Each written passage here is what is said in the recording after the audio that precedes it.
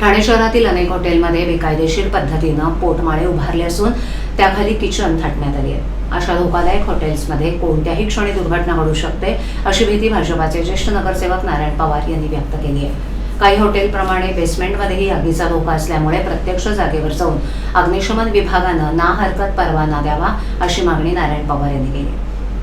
गावदेवी मंडईतील आगीच्या पार्श्वभूमीवर पालिकेच्या महासभेत मांडलेल्या लक्षवेधी सूचनेनंतर नारायण पवार यांनी ही मागणी केली.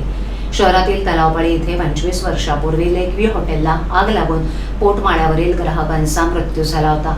त्याच पद्धतीनं ठाण्यात अनेक हॉटेल्स सुरू आहेत. महापालिका आणि अग्निशमन दलाच्या नियमांना तिलांजली देत अनेक ठिकाणी हॉटेलमध्ये पोटमाळे उभारले.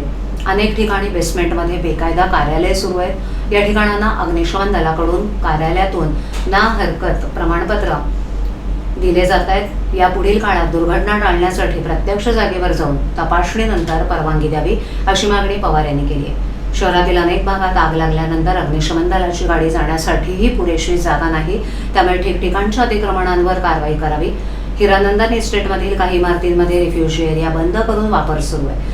अग्निशमन दलाची रखडलेली भरती तातडीनं करावी अशा मागण्या नगरसेवक नारायण पवार यांनी केल्या आहेत. त्याचबरोबर अग्निशमन दलासाठी घेतलेल्या अनेक बुलेट मोटारसायकली गोदामात पडून असल्याकडे लक्ष वेधलं.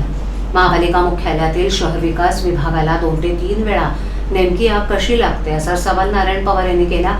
तसंच या प्रकरणी चौकशी करण्याची मागणी केली आहे.